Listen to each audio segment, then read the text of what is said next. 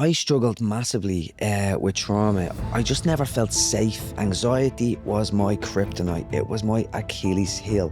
When I was 16, I took heroin for the first time. When I took drugs, it took me away from how I felt. And I remember just saying to myself, I can't do this anymore. I had nothing left to give. Why did I suffer so badly? And then why all of a sudden was there this joy? It's that light bulb moment, that waking up moment. I wasn't my feelings, I wasn't my thoughts, I wasn't my bodily sensations. They come and they go. That gave me the power to detach from the thing that crippled me. There's some really new fascinating research that's exploring the neurobiology of social isolation. If you're stressed, anxious, paranoid and aggressive, you are going to socially isolate yourself even more. Life's challenges, the inevitable challenges of life, can be the fuel to learn and grow. Welcome to the Living a Life in Balance podcast. My name is Abdullah Boulad, and I'm the founder and CEO of the Balance Rehab Clinic. My guest today is Dr. Pennie, neuroscientist, author of Bonus Time, and one of Ireland's most powerful voices in addiction recovery and mental resilience. In this episode, Brian shares his journey from a traumatic childhood surgery and years of anxiety to a 15-year heroin addiction. He opens up about the moment he surrendered, detoxed, and how that pain became a turning point that led him to neuroscience, healing, and purpose. We explore the neuroscience of trauma and how addiction isn't a moral failing, but a coping mechanism rooted in disconnection. Brian explains why dopamine is often misunderstood, how we can rewire our brains, and what neuroscience can teach us about happiness. He also speaks to the mental health crisis we face today, from isolation to digital overload, and why he believes that connection and inner safety are the foundations of transformation. I hope you will enjoy. Brian, what motivated you to do what you do today? The biggest motivation to get me to do what I do today is it's based on something that happened to myself. For me, when I went from addiction into joy, I would say there was a light bulb moment. And I wanted to share, I was so fascinated. Why did I suffer so badly, emotionally and mentally? And then why all of a sudden was there this joy? Because it did feel kind of instant.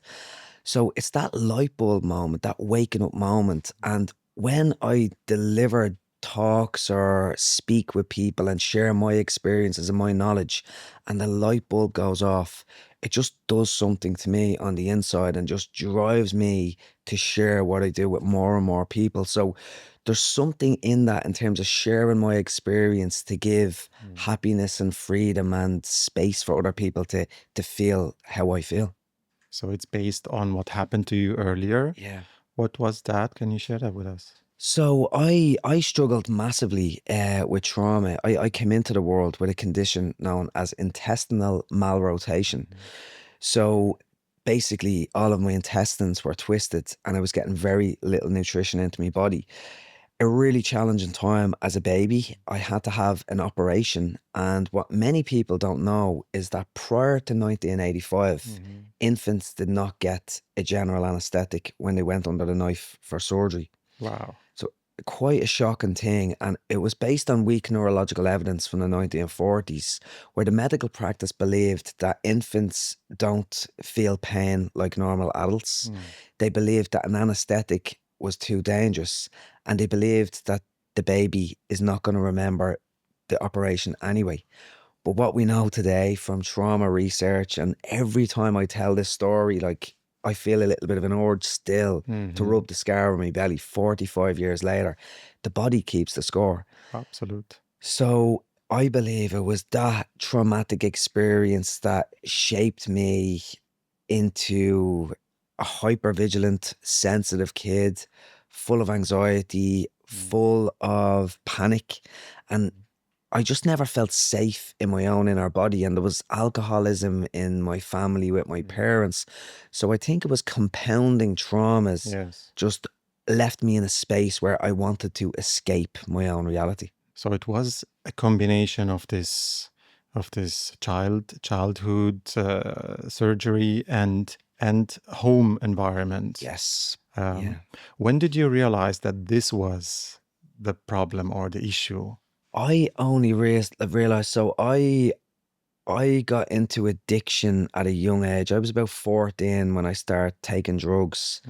I started taking, I was chronically addicted from the age of 18, and I was a heroin addict until I was 35 years of age. So I found recovery. I had a near-death experience at 35 that completely reshaped my thinking, my world. It was a spiritual shift. I do believe it was a spiritual shift.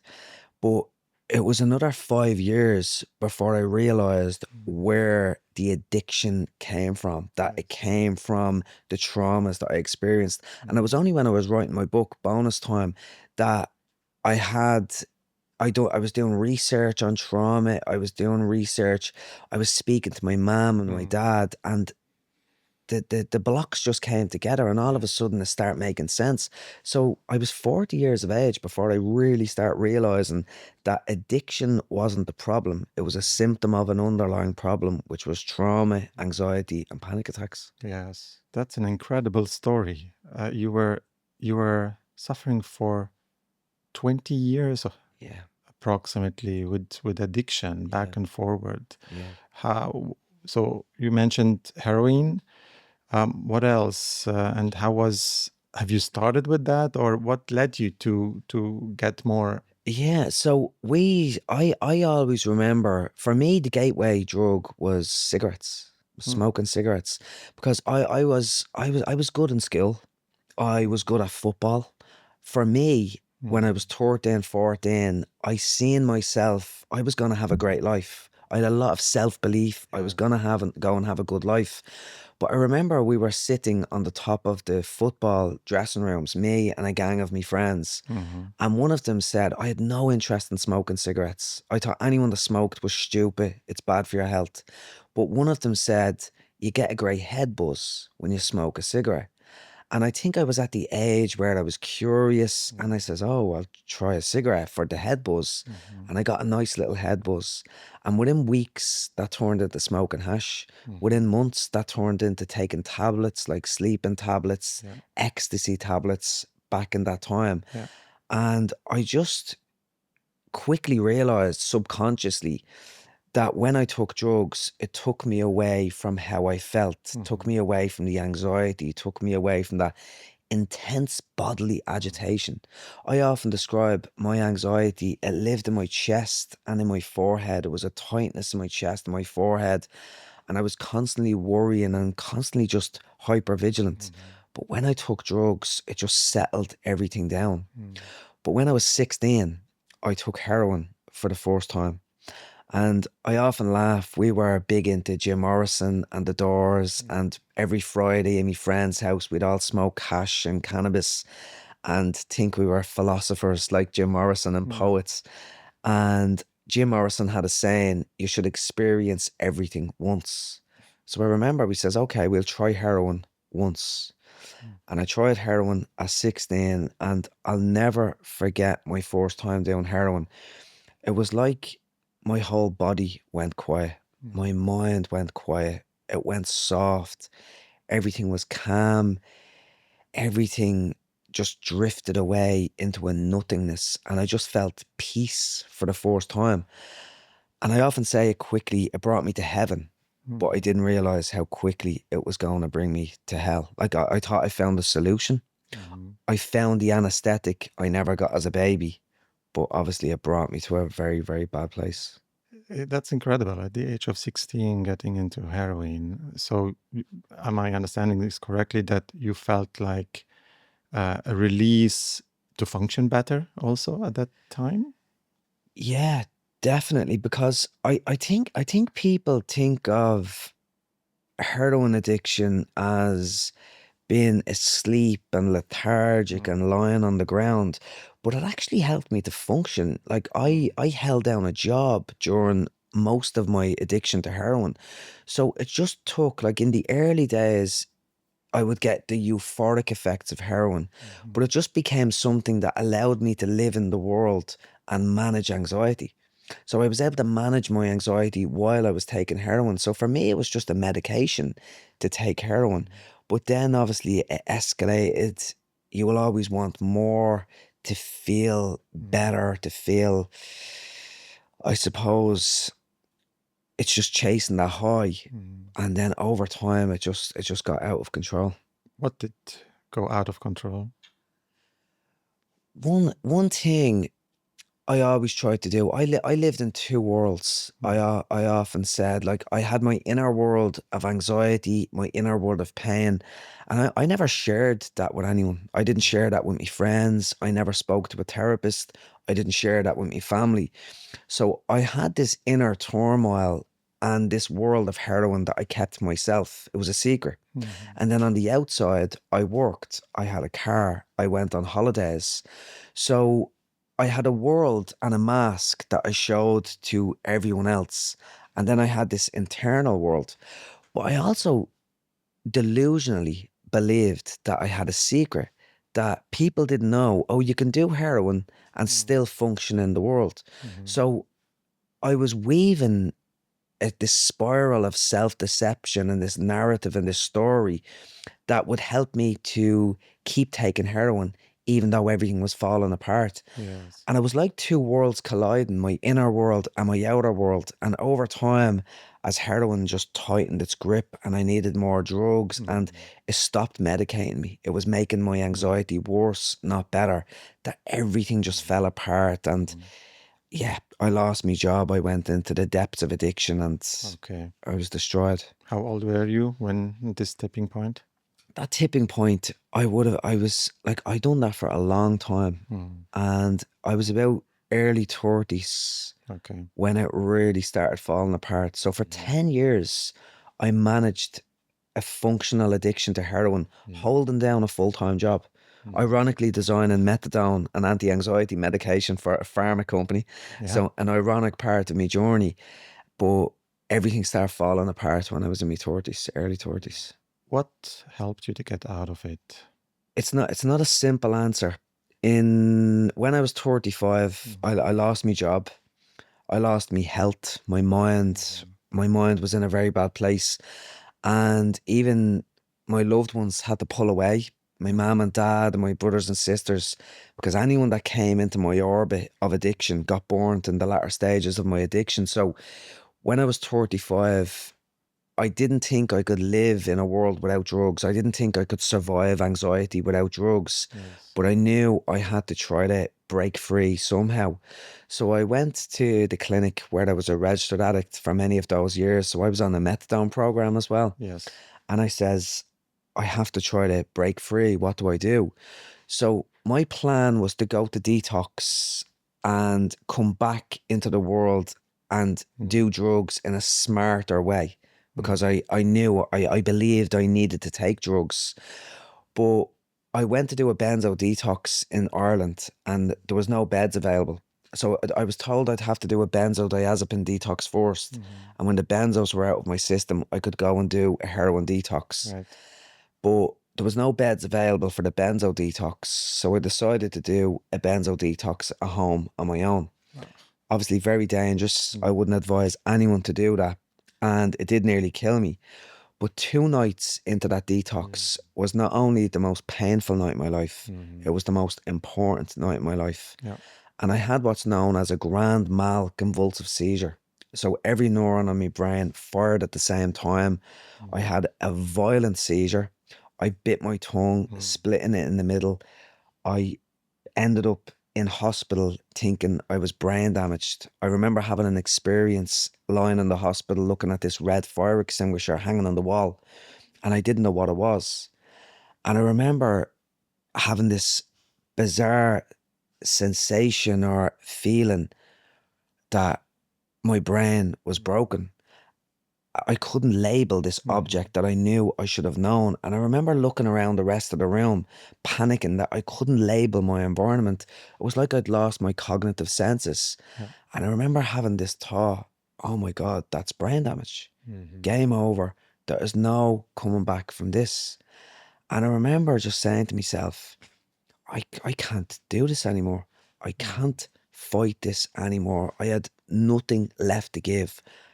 Everything, the fight was gone out of me. And I remember lying back down on a trolley. I was in a room on my own on a trolley in the hospital, and I was waiting to be overwhelmed by panic, fear, anxiety, all of my old foes. But instead, I felt the sense of peace that I had never felt in my life before that moment. And I didn't have the language at the time, but what I've retrospectively realized that was the first time in my life I stopped fighting anxiety. I stopped fighting with my own mind. I stopped resisting the reality of what it was. It was surrender. It was a surrender. It was a surrender. Yes. And I believe that was the moment that completely transformed the rest of my life. Yeah, that's very intense. And what happens in the brain when you have a seizure, and why do someone get a seizure? What actually happens in the brain, there's variations of seizures that happen. So you can have like a minor seizure. And I'm not minimizing the fact to say it's a minor seizure, but it's only part of the brain seizes. And really what's happening, neurons are firing, and it's a cascade effect where one neuron activates another neuron that activates another neuron. So it's sort of, it's in a way, it's like electroconvulsive therapy at a more natural level. So it's misfiring neurons. So if you've been taking certain drugs, like alcohol can help make people have seizures, benzodiazepine can make people have seizures. So the core neurotransmitter activated by benzodiazepine is known as GABA. So it basically quietens the neuronal activation within the brain. So then all of a sudden, when that drug is taken away, it's an amplification of the neurons in the brain, and sometimes it can create this cascading effect, and that's a grand mal convulsive seizure. So every ligament, muscle, tendon, every part of your body just goes into duress and stress. So it's really, that's what's happening within the brain with a seizure. And what happened to you? Was it luck to get out of it? And how dangerous can a seizure be? So seizures can kill. They can kill people. So they often say about a heroin detox. A heroin detox can't kill you. I don't think anyone I know of has died from a heroin detox, even cold turkey. But alcohol and benzodiazepine, because of seizures, can actually kill. So I think for some people, you can be put on lithium or you can be weaned off the drugs just to minimize that risk going forward. But at the same time, I think the pain of that experience was what gave me, I don't like to say rock bottom moment. It gave me a pain point that broke me down so much that I think for me, it helped me to get up and walk again. I think that had to happen for me. I don't know, Yes. but I think it was important for my journey. And it's really interesting as well, Abdullah, because one of the biggest philosophies in my life today is that life's challenges, the inevitable challenges of life, can be the fuel to learn and grow. Like anxiety was my kryptonite. It was my Achilles heel. I could not live in a world with anxiety. But today, through anxiety, I've changed my relationship with anxiety. It's become my friend. It's become my teacher. It has learned me that the challenges of life can become the fuel for growth. If I have a challenge in a relationship, it's an opportunity to practice boundaries. It provides a way and a method to change. That's something we learn in life much later. We cannot, in early days, at young age, to know. It's something powerful for you to learn out from. So the experiences in life will teach us. Yeah. So your rock bottom, as you mentioned, led then to what next level in life? So this is really interesting because when I went to the detox facility, I done my benzo detox. I had the seizure, and something shifted profoundly inside of me. So when I went to do a second detox to get opiates out of my system, there was this unquenchable thirst to learn about the human mind. I wanted to know, why was I so broken mentally and emotionally? Now, why do I feel so good emotionally and mentally? It's strange to say I felt good. I was in the midst of a heroin detox. Yes. I was feeling fever in my bones. Emotionally, I was, I wouldn't say I was struggling emotionally, but I was distorted emotionally. But there was a presence and an aliveness in me that I wish I could go back to and feel and experience again. So I think it was spiritual. Something really shifted. But Yes. within that, I start reading books about Eastern philosophy, self-awareness, psychology. I start meditating for the first time in my life. I start talking about my feelings for the first time in my life. And there was a whisper in my mind, you might have a life again. And this absolutely blew me away. And I remember just wanting to learn about the human mind, and nearly in an addictive way. Like, there was an obsessive addictive quality which could have been dangerous, but it was like I put my dopamine hooks from drugs into education and learning, and it just took me in a completely different trajectory. And we chatted a little bit beforehand about this. And I remember when I went to a treatment center after detox, and I was so full of life. I wanted to go out and take a big bite of the world. I couldn't believe I was given this second chance of life. But the counselors in the treatment center, I don't know whether they had experienced people like me, but Yeah. I think they thought I was floating in this fake world, the pink fluffy cloud, as they Yes. call it, and they were worried about me. But I think they should have embraced that energy and that joy. And luckily, I didn't really listen to them. I really followed my own heart. There was a knowingness inside of me that this was real. There was something really real in this. And I really resonated with spiritual texts and traditions. And like, I love Taoism. And what they say in the Tao is that those who know don't say, those who say don't know. And I couldn't say it, I couldn't describe it verbally, but I just knew it was real. Yeah. So I journaled a lot during that time, and I journaled about following my heart. My family wanted me to get a normal job, but I just says, no, I need to go back to college. Education just lit me up, and I Yes. just followed that thread, and I haven't looked back since.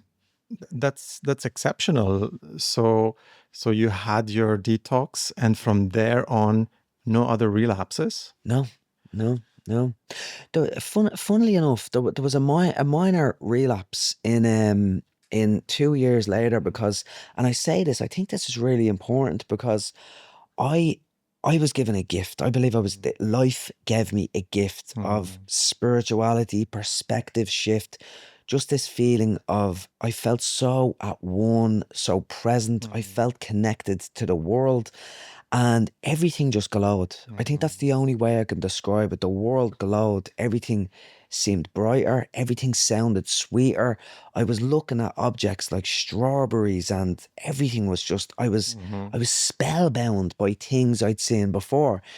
And I remember when I went back to college, my newfound obsession with learning took a direction of, I wanted to do really well. And I had an opportunity to get a scholarship for a PhD. So it was very competitive to get the scholarship, and I knew I needed to finish top of the class. So this created a bit of a challenge where I was probably studying too much. I was working 40 hours a week delivering food to fund me to get through college. Yes. So I was burning the candle at both ends in terms of working and studying. And I remember slowly losing that gift I was given, where I wasn't as aware, I wasn't as present. I was getting back in the rat race of life with studying and pressure and stress. And I remember having a cold, a bit of a flu at one stage when I was delivering the food around Dublin. And I says, oh, I'll get some medication for that. And I didn't get Panadol. or paracetamol. I went to a chemist and I got Solpadeine. And as a former heroin addict, I was very aware that there was codeine and Solpadeine. Yes. And I took a couple of Solpadeine, and I remember getting that little feeling that you get from Solpadeine. And there was a couple of weeks Yeah. where I was taking Nurofen and Solpadeine. But I remember in the college where I was in Maynooth University, it's a beautiful college complex in Kildare in Ireland. Beautiful, massive, giant trees they have in the college. And I remember looking at one of the trees one day, and it was like everything just hit me all at once. I was like, wow, I am not seeing those trees like I did 1 year ago, 2 years ago. And I had this sudden realization that I had lost that beautiful gift that life had given me. And it was in that moment, I was like, I was taking Solpadeine. That's crazy for a little bit of a flu. Yeah. And in that moment, I remember deciding to double down on my spiritual and emotional health. And it was there that I began designing a program to help me to navigate my own life. And I've never looked back since. And for me, whether it's business, whatever I have going on in my life, my emotional, mental, social health, my connection with other human beings and my family, that comes first above all else. And I've never come close. I don't even consider myself really in recovery. I consider myself recovered. Yes. Because there's nothing, there's no lure, there's no want. And I just feel a joy in my life today that I try to give to other people. Yeah. But you don't give it also a chance to take anything or to try anything again. So Yeah. This term recovered, it's interesting because in the in the addiction world, you consider you have to be long term in recovery. Yeah. What's your opinion about that? Yeah, I think everybody has their own entry point into addiction, and everybody has their own entry point into recovery or recovered. And I think I'm really fascinated by the etymology of words and the negative self-talk, the beliefs that we give ourselves. And my core belief was I can't cope with anxiety. And what I've learned, part of my my PhD research was exploring the relationship between language, self-talk, and emotions. And I think the research is really powerful. Like, language is a vehicle for emotion. And I think the Persian poet Hafiz captures it beautifully. The words you speak become the house you live in. So today, I enjoy anxiety. Adversity doesn't stop me. It gives me the fuel to learn and grow. So the narrative has switched. So for me, if I'm in recovery, and I've nothing against 12-step programs, I think they work for a lot of people. But for me to go into a meeting and say, I'm Brian, I'm an addict, it doesn't really resonate with me because I'm not an addict. I am someone who used drugs because of anxiety and panic attacks. But now I've changed my relationship with anxiety. I laugh at anxiety. It does not, it's information, it's data. I still get anxious, but I have a toolbox to cope. Right. So I struggle to say I'm an alcoholic or an addict because that's not who I am anymore. Yeah. So it's really, recovery works for some people. And I think trauma really comes into it as well. Like, I've really dealt with my trauma, but if someone has unprocessed trauma, well, maybe there's sometimes in certain contexts, there's a want for them to escape that reality. So recovery is a better term for them so they can remember to be closer to the tools of recovery in case they go back. So I think it really does depend on where you are on your journey. Yes, no, I love that because it shows people they can change and they can have a different life. Yeah. And in your case, you found the spark in going a new direction and motivation. And I think that's what shows people. Yeah, you can find something new. You can have new motivation in life. And what I understand is in your situation, the all the substances you have been using made all this motivational part numb in one or the other way. Yeah, that's so true. And even more than that, I found a mentor of mine when I went to do my primary psychology degree. I was fascinated because I had an experience when I was in detox. When I left detox, I went to treatment and I was doing a meditation in the treatment center. And the meditator was saying thoughts will come in and thoughts will go out. Yeah. And I had this realization, oh wow, my mind is really quiet and still. And I knew it wasn't before. It was very loud and noisy. And I said, is that why I feel so good? So I was fascinated with this idea of the link between words and emotions. Maybe because my mind was quiet, I felt better. And I met this mentor called Dr. Yvonne Barnes-Holmes, who was a world best in academia, exploring it's a scientific theory called relational frame theory that explores the nature of language and emotions. And that was that was really important in the context because when I worked with Yvonne, she made me realize that not only was the drugs, like you say, numbing my motivations and my drive, it was making me not be seen in the world because Yes. addiction put me in a hole in a place where I didn't want to be seen. And whether it's a good thing or a bad thing, she thinks one of my basic needs is visibility, to be seen in the world. Yes. And I think she says, so my basic needs were met in many ways. And now I love to speak. I love to share my story. So I'm getting seen, I'm getting heard. And now I found a spark that motivates me to learn and be curious and aligns with the values, the true values of who I am. So it was really interesting. The drugs just numbed me in so many ways and took me so far away from the person I really was. Yeah. I also believe and at the core level, we all want to be recognized and to be useful in some or the other way. And in your case, also drugs took that away. Yeah. You know, it isolated you. Yeah. What I'm wondering, because you were consuming at an early age, the brain hasn't been developed fully. Yeah. What does what does consuming substances for so long at that young age do to your brain, and has it a long-term effect on the brain?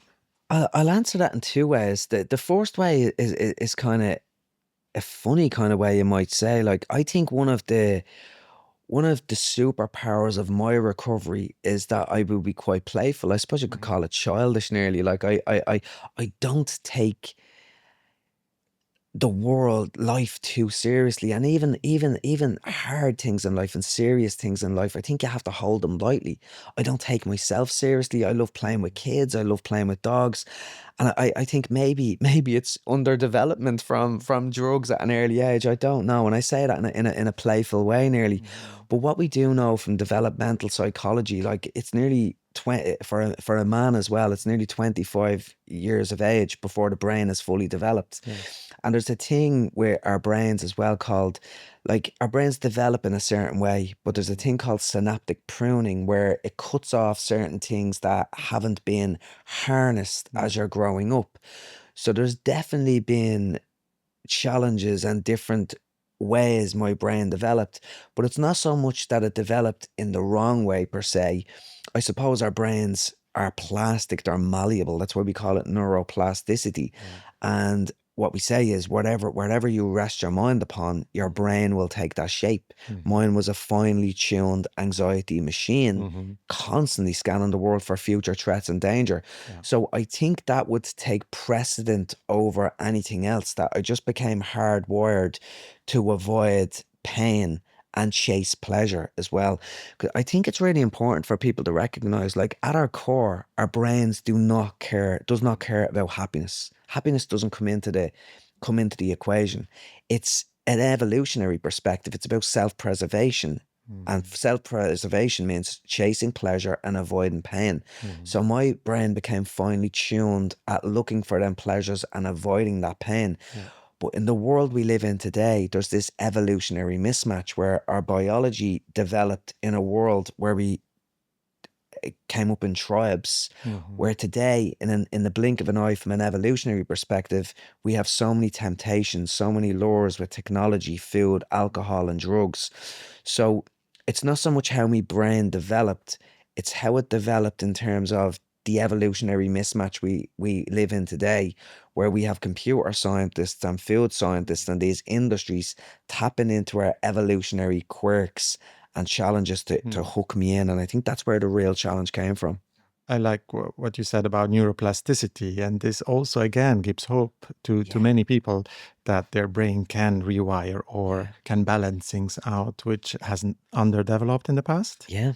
I have a scan of my brain actually, Abdullah. So when I was in detox in 2013, Hmm. 2 days before my first day drug free, a professor, Johanna Ivers, came into the detox center and she was doing a brain study on people with long term opioid use. Hmm. So I was part of that brain study. So I got have a scan of my brain Okay. when I was in the depths of addiction. And we done a machine learning analysis of my brain 6 years later. And you can see structures in my brain have literally changed. The density of the grey matter of my brain has changed. And I actually changed the predictive age Yeah. of my brain by 6 years. So Wow. it was like my brain was younger. So not only have I changed my relationship with anxiety at a psychological and emotional level, it's changed at a physical level as well. Hmm. That gives me hope. Yeah, that gives us all hope. When you look back at that time, it was in Ireland. Yes. And was there the environment supporting your addictive behavior as well? And how do you see the development in Ireland and the relationship with addiction? Oh, it's a troubling one. What I would say personally for me, and this is why I feel so lucky. I really do feel so lucky that I had family who were so unconditionally supportive of me. They were so unconditionally supportive of me, and I knew they would have my back no matter what, that I nearly missed how important they were. I nearly thought, oh, I'm doing this myself. But they Mhm. created the foundations for me to be able to have that emotional support that I needed no matter what. So Mhm. I was very personally very lucky to have my family, my mom, dad, my brothers and sisters, where not everyone in addiction has that support, especially if their addiction has caused a lot of problems. Mhm. So family supports, I think, are really, really important. And that's why if those family supports aren't there, you need services, you need addiction centres. And I think there's a lot of incredible work being done in Ireland. A very good friend of mine, Senator Lynn Rowan in Ireland, she's doing incredible work. She has her own story of trauma and she's bringing a lot of legislation in to help people, not only to create drug centres to help people, but to change the challenges that create these Mhm. problems like poverty and inequalities as Yeah. well. So there's lots of great work being done, but it's changing slowly and there's Mhm. not enough beds, there's not enough recovery centres, there's not enough detox centres. Like when I looked for a benzo detox 12 years ago, Mhm. I had to wait 3 months. I would have having to wait 3 months. Yeah. That's why I done the benzo detox at home on my own. And I was doing a talk in Cork in Ireland recently, and I heard that time has gone up to a year in Cork Wow. to get a bed for detox. So the facilities are not there. I mean, imagine if you are now in this severe distress situation. Maybe you cannot afford anymore the substances, the risk of seizures and cold turkey detox. It's very high. You are in need right now. What do these people do?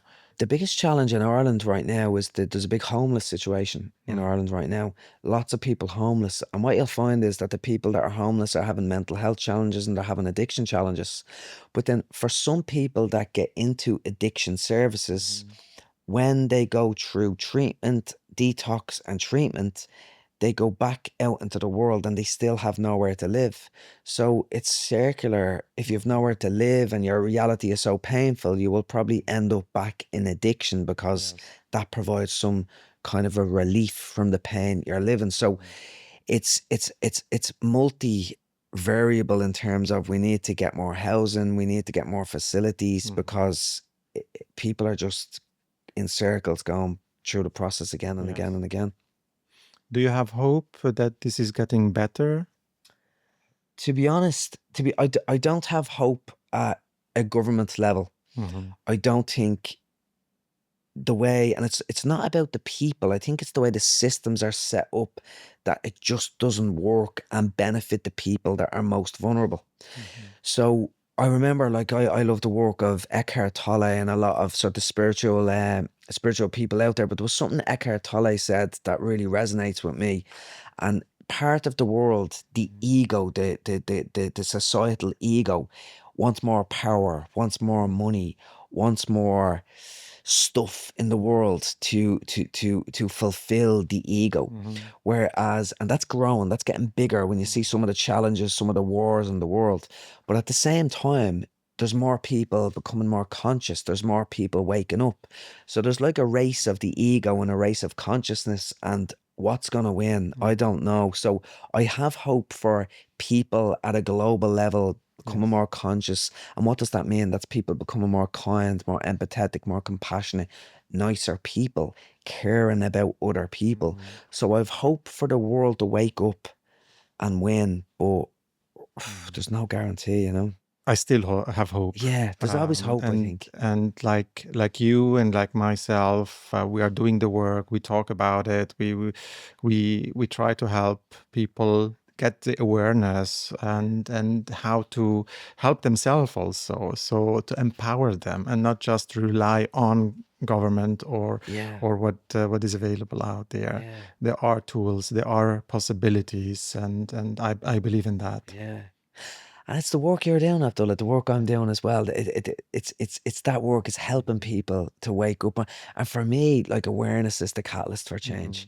Like, I remember there was a priest in the, it was an amazing priest in the treatment center I was in, and they didn't like it. It was an addiction center. They called it an addiction center, but he called it an awareness center. And they didn't like him Nice. calling it that. But he says, once people wake up, because I knew drugs were bad for me. But when I had that moment of awareness, it was like, oh my God, what was I doing? It was so different. So it's helping people to wake up, and that's the goal. Do you think someone has to go through a difficult time to get an awareness? I think it helps. I think it helps. I have seen people, I'm endlessly in awe of people that reach such high levels of awareness just through life and learning without having to go through that experience, because I was so far away from it. So I don't think it's necessary. I think it's a great way for people to reach that. But the problem is that I've met so many people and I've friends that have gone through challenges like my own, but they didn't get that awareness. So it doesn't, not everyone wakes up, obviously. But I think it can be reached in other ways, like through spiritual practices. And some people, I think, are just born with it. Some people are born with this level of awareness and level of empathy and compassion that's there. So I think there's multiple ways of getting there. But for people in pain, I think sometimes there's a crisis point that helps them to reach that. Yes. It can be an amplifier. Yeah, an amplifier. It's a nice way of putting it. Because I can reflect on my life also, what happens to me. I was more focusing on business and success and environment until life happens. Yeah. And then I started to reflect. And then funny you mentioned Eckhart Tolle.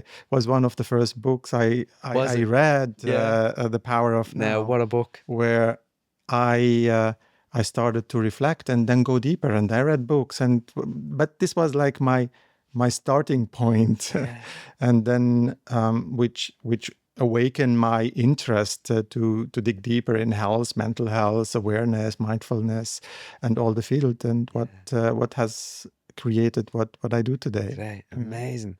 And it's a constant process as well, Abdullah, isn't it? I often find the world is constantly trying to pull us off course. Like money, having a good time. There's so many lures and temptations, and I think it's something I've tried to develop in my own life. It's like I call it my navigational system for life, my true north. So I need to know what's important to me, because again, our brain doesn't care about happiness. Our brain cares about chasing pleasure and avoiding pain. So it's this dichotomy between values-based decisions versus feelings-based decisions that guides my life. Like even this morning, I woke up. I felt like staying in bed and hitting the snooze button, but I valued my health. So I got up and went for a run. There's many times in my life where I'll have a difficult conversation I have to have. I value the relationship. I value honesty and integrity, but I feel like avoiding that difficult conversation. But do I make a values-based decision or a feelings-based decision? So it's something I always try to think about is, right, what do I value, what's important to me, and make sure I'm making decisions that align with that, Yes. because the brain will try to trick you in the other direction. Do what's right, not what's easy. Yeah, that's important. But Yeah. you need to get to the point in life where you can define what are your own values. Yeah. Because often probably we follow this limited belief system, what the parents give us, what society give us, what we learn at school, what we should be, what we should do, what we should value, but never listen to ourselves. What is it really we want to value and what we want to stand for? And this drives us further, and then we can put boundaries and limitations and our health as priority. Yeah, I love that.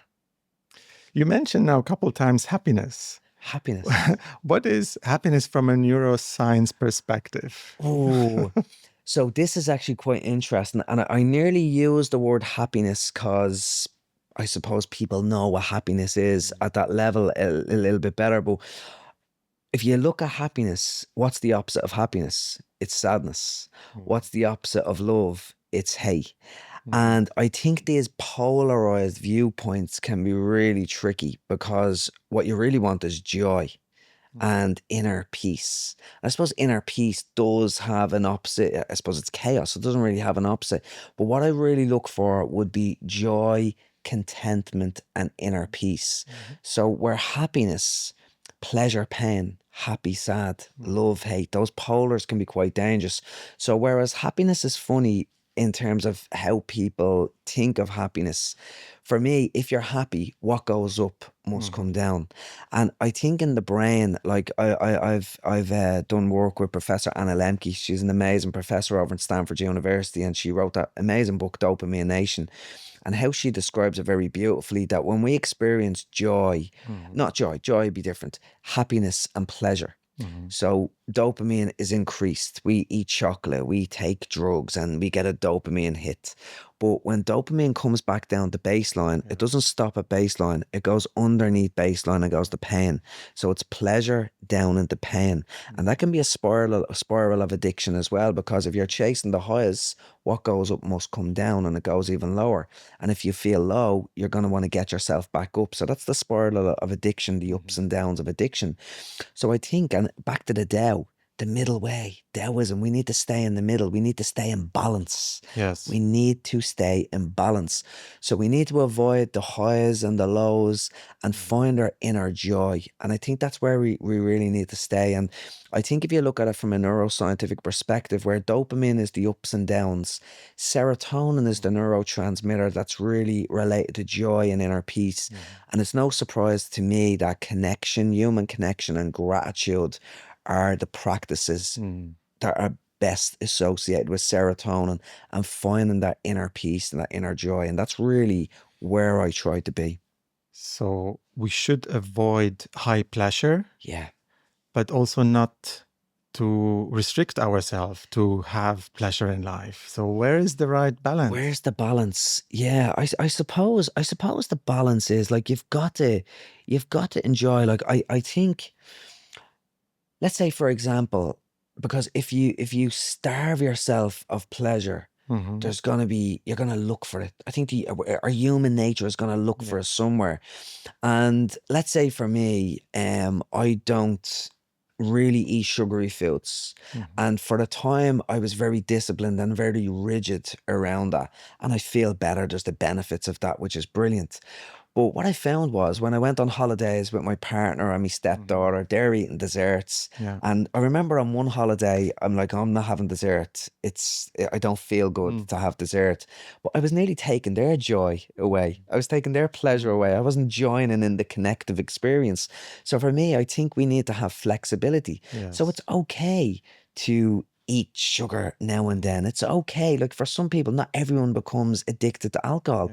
Eckhart Tolle has a couple of pints of beer. He does. So if you haven't come from an addiction background, it's okay to enjoy yourself from time to time, go to parties. You've got to have that in life. But I think it always comes back to awareness.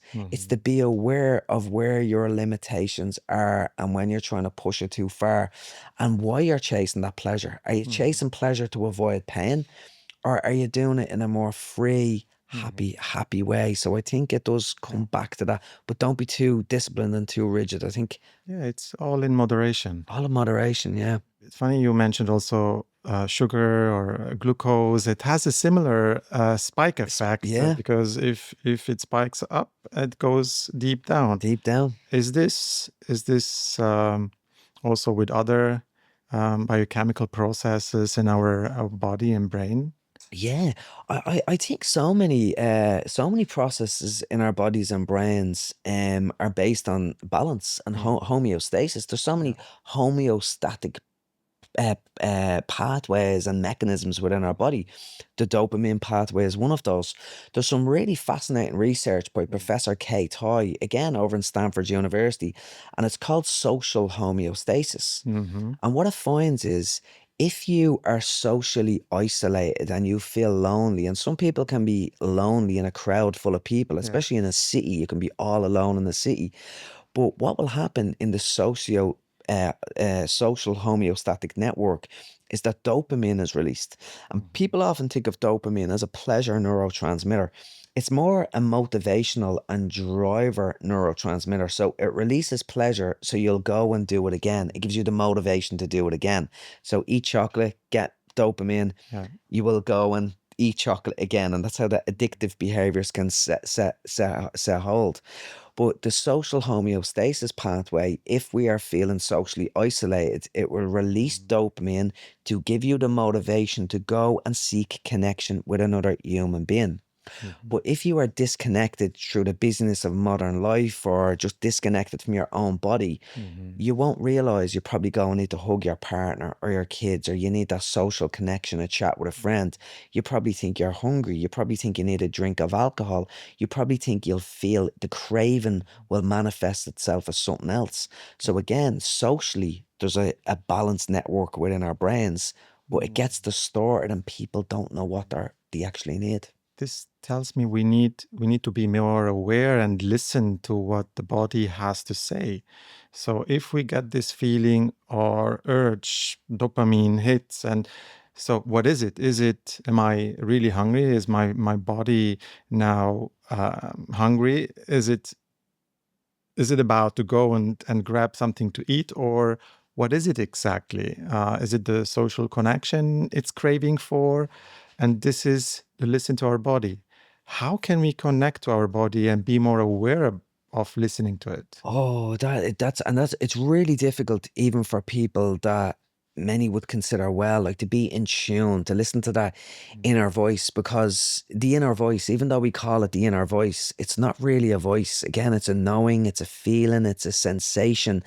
And I think what really stops us, it's not so much knowing how to listen to that inner voice, it's to try to avoid the challenges that stop us from hearing that inner voice. And Mhm. there's a beautiful quote by Paulo Coelho that I love, is that don't give in to fear, because if you do, you won't be able to listen to your heart. Yeah. And I think fear is a part of that. And fear can manifest itself in many ways. You could be worrying or negative self talk about the Mhm. future, or it could be your inner critic saying you're not good enough. So I think that internal dialogue that we have with ourselves, if you're listening to that and that's so loud, you're not going to be able to listen to your heart. So fear, stressors, challenges, negative influences around you, like surround yourself with people that want the best for you, Mhm. rather than surrounding yourself around drama and the challenges and the stressors of life, Mhm. because you will not be able to listen to your body. So I think the best way to listen to your body, like, it's yoga, it's breath work, Mhm. it's calming down your nervous system, Yes. so you're not in fight or flight, so you can actually hear and feel what's going on inside of your body, rather than being hyper vigilant and giving in to the stressors of life. And then again, back to the temptations and the lures that the world has to offer you, that's Of course. not going to bring you in a good place. And the nervous system, when we calm down the nervous system, what does it do to our brain? So when you think of the nervous system, like the nervous system really is, it's our brains and every nerve in our body. And we think of the whole nervous system. We have the autonomic nervous system, Mhm. and then we have the peripheral nervous system, the voluntary Yeah. movements. But when it comes down, we think of the autonomic nervous system, and it's called autonomic, so called because it's automatic, Mhm. but it's not really automatic. We do have some control over that. So I think what we need, what we are really talking about there, there's two sort of strands to the autonomic nervous system, and it's a bit wordy, but one of them is called the sympathetic nervous system, Mhm. and one of them is the parasympathetic nervous system. Yes. And the sympathetic nervous system is around physiological arousal, and that can be good and bad. It Mhm. can be excitement, but it can be fear and anxiety. So Mhm. I think people often get confused and think stress and anxiety is bad. It's not Mhm. really, it's just information. Mhm. So again, it's that awareness of that, and then knowing that we have the tools that Mhm. activate the parasympathetic nervous system through breath work, through yoga, through walking in nature, like to give us Mhm. that sense of awe and wonder and connection with other human beings. So really, I think of the nervous system and the brain globally. I think Mhm. what the brain does when we lower arousal of our physiological, the bodily nervous system, we calm the brain at the same time, but you can't really pull those things apart. They're Yes. one of the same, really. When I look now what someone can do, you mentioned yoga, breath work. How can we biohack the happiness? Biohack the happiness. I don't think you can. And but biohack for me, it's nearly, the word hack is a funny word, isn't it? Yes. It's like a quick fix. And there is no quick fixes. Mhm. There's no quick fixes in life. There really isn't. Um what I would say, do you know what? Do you know what the greatest biohack is? And again, there's no magic wand. Yeah. There's just powerful tools we forget to use. But I think you could call it a hack in a way because it does work immediately. Mhm. And it's acceptance. It's Mhm. accepting everything as it is. Mhm. Because what is, it already is the case. So it's kind of like it's a form of madness to resist reality. Mhm. So in the moment, if you can accept even the most difficult of circumstances, that can Mhm. change things in the moment. So I think Yeah. that's the greatest hack there is out there. I wouldn't really call it a hack per se, but that level of acceptance and letting go of control and letting go of uncertainty, because I think our nervous systems as well, like we are primed for uncertainty, because what does uncertainty create? From an evolutionary perspective, uncertainty might be danger, a lack of safety, Yeah. impending death. So all of a sudden we're on red alert looking out for that. But in the world we live in today, we need to accept that uncertainty, accept Yes. anxiety when it arises in us, and Mhm. that in itself then can help our bodies. I fully agree.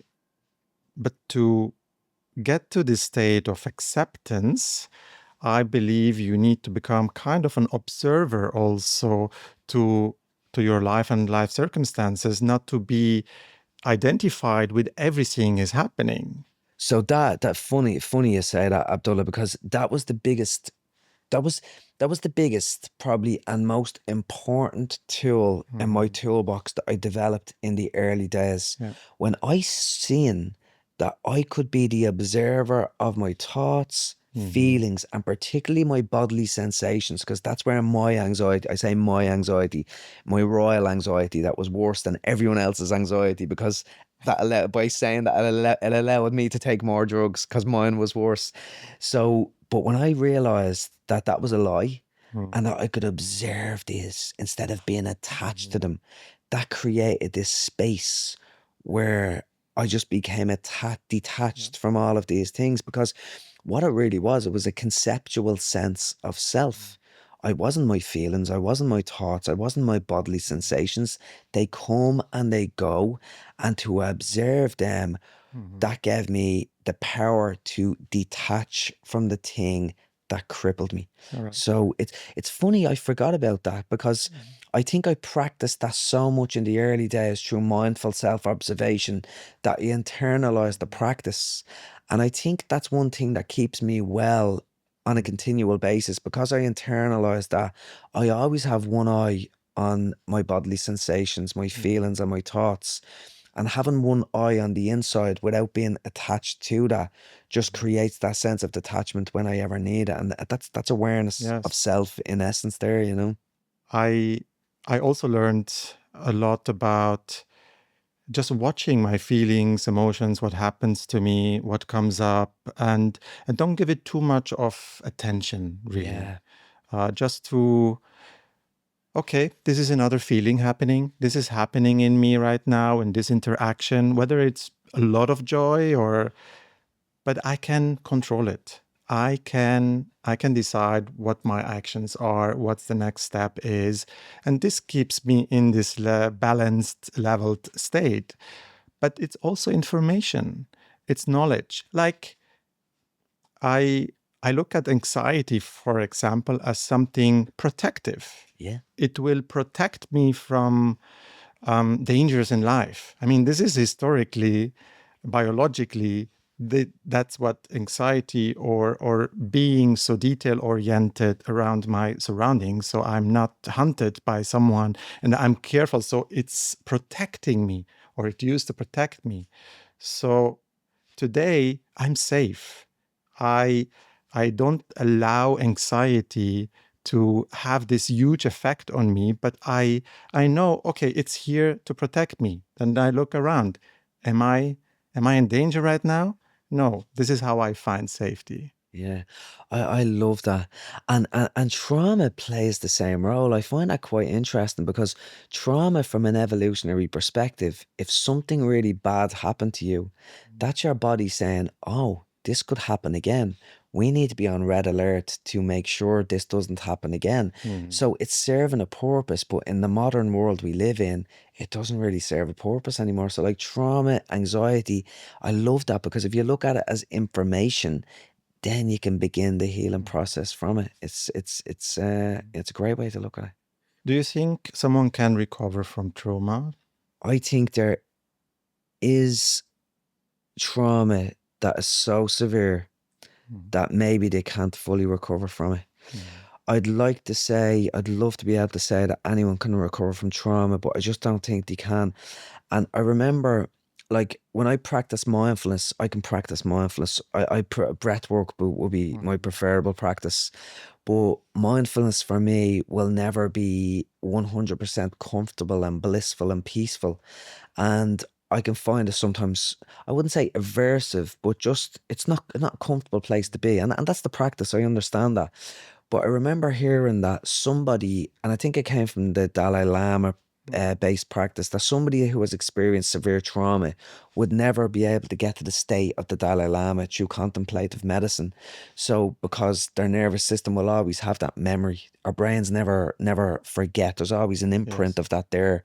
So I think if somebody has suffered an extreme trauma in their lives, the brain and how it's built and why it's so clever in survival will always remember that. So I don't think they can fully recover, but I Hmm. think they can massively recover to a certain extent. Hmm. But it's a tricky situation. And I think for some people, depending on the level of work that they're willing to put in, Hmm. it really does depend how much they Yeah. can recover. Yeah. How severe? How It's like severe. Yeah. how severe I've broken my leg or hurt my Yeah. knee, it can Yeah. recover, or it may have some scars. Yeah. Where does trauma manifest in our body, emotionally, brain?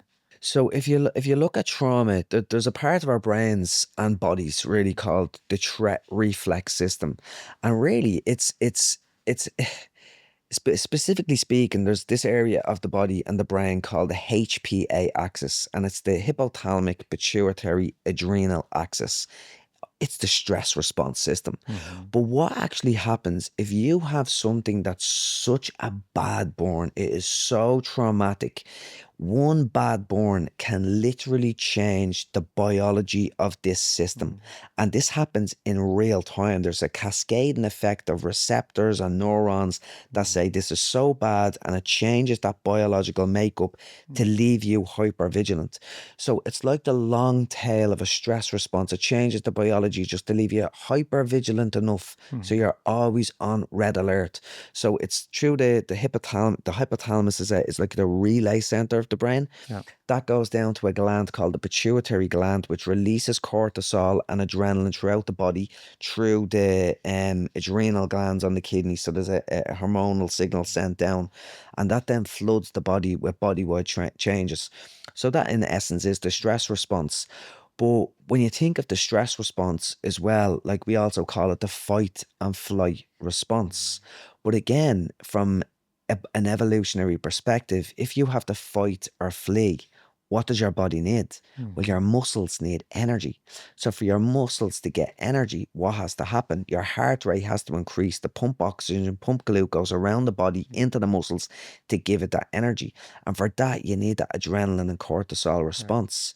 But from a one bad born traumatic experience and you're left hyper vigilant, well, you will start to have a low level chronic inflammatory and chronic stress response that's keeping you in that state where the body thinks it's protecting itself, but you're probably safe. For some people, they could be safe. For some people, the trauma response works because maybe it's more beneficial if they're in a very dangerous area. Maybe they need to be hyper vigilant to survive as an entity in the world. Yeah. So again, sometimes it's serving a purpose, but for somebody who has gotten into a safe place, the body leaves a signature that is causing them problems in the world today. But it really is in that HPA axis, that hypothalamic pituitary adrenal axis of where it lives. Yeah. This is clear a body reaction Yeah. to a traumatic experience. Yes. When I listen to Gabor Mate, for Yeah. example, who defines trauma as something what happens in you, Yeah. as a reaction what happens to you, Yeah. how is this in line? Because in any case, any experience in life will have a body effect. Yeah. When does it really stick into this in our body, so it becomes traumatic? I think it's really to do with the severity of it. So if you really, when Gabor talks about it going into the body, like I think some people would say colloquially, I suppose, it goes into the every fiber of your being. But where it really lives is through that hormonal process and that neuronal process as well. It is in the HPA axis, because it literally changes the biology of the axis. It leaves an imprint on your body, brain, and mind. So that is the component that Gabor would be talking about as well. And obviously as well, like, because it's all global at the end of the day. Because if you have an adrenal response like that, well, that tenses your muscles. It tenses other elements of your body as well. So that would be the initial biological and neuronal response. But then as a result of that, there will be further changes down the pathway, down the line, that make you tense up. And then if you're so tense for a long time, that creates anxiety. If you're anxious, that can create the mind-body connect. So your thoughts will get implicated in that as well. So it can just feed off all other systems when it just becomes global. The trauma is just within you. And then, as Gabor's work so brilliantly puts it, the body nearly starts attacking itself. So the trauma, you're so tense, you're so caught up in yourself, that the body can attack itself with an anti-inflammatory response. So the body thinks it's defending invaders when the body is it's actually trying to defend itself. So I think the body can turn on itself as well. And that's where I think Gabor talks about many of these medical conditions that come as a result of trauma, because the body has just gone into a space where it doesn't know what it's doing. Yes, and the body's response from a homeostasis perspective is not enough anymore. Yeah. We certainly know body work is helpful in this case. What else would you consider as helpful to be treating people with traumatic experiencing? Yeah, well, I think at the end of the day, when you think of a trauma, it is a conditioned response. So this really traumatic experience has occurred as a result of what has happened to you. So you're programmed in a certain way. So what we need to do is we need to recondition that response. And if you look at yoga practices or therapeutic practices, you're in a much safer space where you're feeling like even therapy in a way. Like if you had a traumatic experience, and you constantly replay it in your mind. And every time you replay it in the mind, you're flooded with those experiences. You're probably going to fuel that traumatic experience. Mm-hmm. You're going to give it fire. You're going to give it energy. But if you were talking to a skilled therapist in a room and you were in a safe space and you felt calm and relaxed and you keep on talking about that traumatic experience, what we're nearly doing in a way is we're trying to make it boring. So you retell the event again and again and again. And when you're in that safe space, you're reconditioning that fearful response with a much safer experience. And when you recall the event again, you will be remembering flavors of that newer conditioning. So Yes. that's really what's happening over time. And I think there's some great work with EMDR as well. So eye movement, EMD, desensitization, Yeah. I forget the R. Is it eye movement rapid desensitization process? We'll just call it EMDR.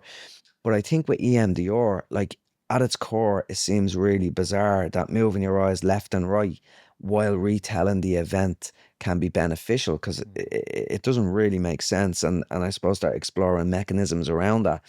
But the really important part of EMDR therapy is retelling the event and reconditioning that response. And what EMDR appears to be doing is that it gets back into that hypothalamic adrenal axis response, because that is really, really important, because that's where the threat reflex is. And Yes. that's where the amplification of the fear response lives. So we are reconditioning that in a way that when we recall the event, the amplification of that response is reduced as a result. So I think that's a really powerful therapy. But the research shows that with EMDR, it's nearly one bad burn traumas work better. So like a car crash or an assault, like one really bad experience. Whereas if it's bullying or domestic abuse trauma that has happened over a long period of time, it doesn't work as well, it's not as effective, unfortunately. Yes. Yeah. But I also think as well that anything that calms the nervous system is going to play a role. So breath work, nature, connection with other humans, it's Right. all of the above. Simplified, it's about safety. Yes. Safety has been taken away Yeah. from our body, from our mind state, and the question is, how can we find that balance of safety? How can we feel safe in our body, in our environment? And connection, you mentioned, is can be key. Whether this is the therapist who I feel comfortable with, can co-regulate in one way, or the system I'm with other people. The opposite of it is isolation. What does isolation do with us? Not just on a trauma level, but in general, because isolation I see is a big topic around the world, and it affects so many people, also young people. And since COVID, this has been amplified in the last years. I think you've really tapped the nail on the head there with safety. Like there's safety in numbers. It's a cliche, but it's so true. And if we think from years of evolving in tribes, like we were in the tribe, we were in the group, we done things together. And for the first time in the history of humans, there are so many groups of people, but we're isolated within the group. And it's really interesting. I think social media plays a role in that as well. So the isolation piece can make us anxious just at the level of not feeling safe. But there's some really new fascinating research that's exploring the neurobiology of social isolation as well. And I talked about Professor Kay Toy's work with social homeostasis. But there's other work that they're doing, and there's a lot of animal studies and some human studies as well. But there's this molecule called tachykinin that researches, this new form of research. And what they're showing with tachykinin is that through animal studies and some human studies as well, that if organisms are socially isolated, there's a release of this molecule, a metabolite called tachykinin, which robustly predicts stress, anxiety, paranoia, aggression. And that's quite interesting, because if you're stressed, anxious, paranoid, and aggressive, Yes. you are going to socially isolate yourself even more. So it can be very challenging in a way that if you become socially isolated on continual basis, it's even harder to find your way back to the tribe, which is really Yeah. challenging, at that level. It sounds to me like isolation is a sort of a fake feeling of safety, which spirals down. Yeah. Because even like social anxiety, like what are you going to do if you're socially anxious? You're going to isolate. And in the short term, the quick fix is you feel safer, but in the long term, you are going to feel isolated, disconnected, and it's not a good space to be. You're a neuroscientist, you know the brain maybe better than a lot of people in the world. What can someone do for his own brain health? One of the most important things we can do for our brain health is obviously connection, as we talked about, is absolutely key. Keeping physiological arousal, especially in terms of stress and anxiety at a low level, is crucial as well. But I think when you think of food, it's really, really important. What are you actually putting into your body? Like alcohol itself crosses the blood-brain barrier really quickly. Like when it comes to the brain, we have the blood-brain barrier that stops certain things from infringing on our brains. So it's really important to think about what you are putting into your body. Alcohol, like we say we're getting drunk, you could say you're poisoning your brain. It's the same thing, different language. That's what you're actually doing. You're poisoning your brain. If you were eating copious amounts of sugars and ultra processed foods, you are going to be poisoning your body, and this is going to infiltrate the brain as well. But one of the most powerful things we can do is get some movement into our lives. Like the research around exercise and movement compared to what the layperson knows and what the policies say are miles apart. Like if exercise was a drug, we would say it's too good to be true. It makes us happier. It makes our reaction times better. It's better from our memories. It actually makes us smarter. Like when we exercise, like when I say exercise makes you smarter, when we exercise, and especially when we get our heart rate up, it releases what's called brain-derived neurotropic factors. These are growth factors that are released within the brain that promote dendritic growth, promote neuroplasticity. But not only does it make our brains healthier in terms of learning, it actually protects our brains from neurological disorders as well. Like if you think of the four horsemen of death, the four biggest killers in the world is cardiovascular health, diabetes, cancer, and neurodegenerative diseases. And exercise is massively beneficial for all of those. But specifically for neurodegenerative diseases, connection is one of the biggest predictors. People that have great social connection in their lives, it's one of the biggest predictors for helping people with neurodegenerative diseases. But there was this beautiful study done in Sweden, and it was a 40-year study, as far as I remember, a longitudinal study with thousands of participants. And what they found was they were studying the impact of Alzheimer's and dementia in comparison to exercise. And what they found was that many of these people got dementia, got Alzheimer's disease, but the ones that exercised on a regular basis sort of prevented the symptoms of the disease by up to 11 years. And again, this is true. There's growth factors that promote this growth within the brain. So to say exercise is beneficial to our brains is an absolute understatement. And there's another really interesting pathway. Again, it's new research as well, and it's called a pathway called the kynurenine pathway, because we have many different pathways within our brain. One of the pathways within our brain is to create serotonin within our brains, which, as we mentioned, is related to good mood, joy, and inner contentment. But for us to get serotonin, it's got to come from somewhere. And serotonin, the precursor for serotonin, the only way we can create serotonin within our brains is an essential amino acid called tryptophan. So tryptophan turns into serotonin. But the research shows that if you have stress and inflammation within your body, that tryptophan is needed to be converted into a molecule called kynurenine. So when that is converted into kynurenine, there is less of that tryptophan getting converted into serotonin. So as a result, stress and inflammation, which many people have in today's world, we have less serotonin because it's been converted into kynurenine to fight that inflammation. But as a result of that kynurenine, then further down the pathway, that gets converted into either one thing that's neurotoxic, it's called quinolinic acid, or something that's neuroprotective called quinuric acid. And what is it that helps you to create neuroprotective quinuric acid versus quinolinic acid? Exercise. And if you exercise as well, you fight inflammation at a more natural level and you increase the uptake of serotonin within the brain.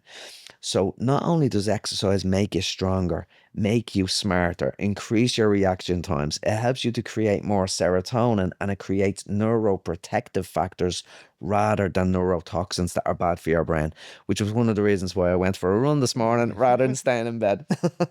That's beautiful. That's beautiful. And to have this as a routine. Yeah. There are so many topics in what you just explained.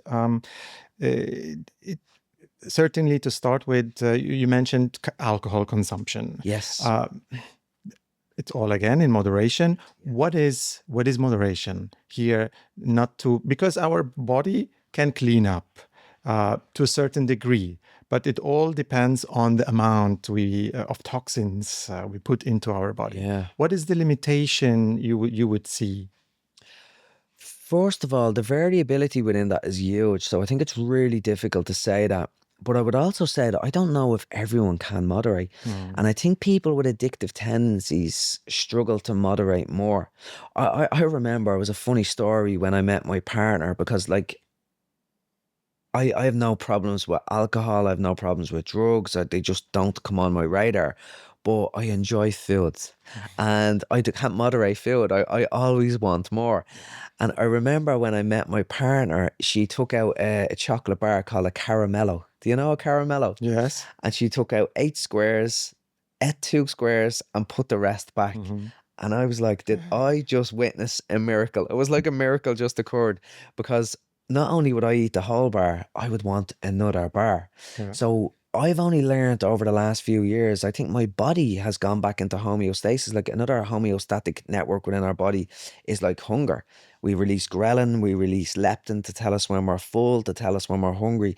And I think that was off balance in my body. So the last challenge I faced there with food seems to be coming back into balance. So I think if we're talking about individuals, about where is the level of moderation, it depends on the person. It depends on the substance or the food or the drug of what that is.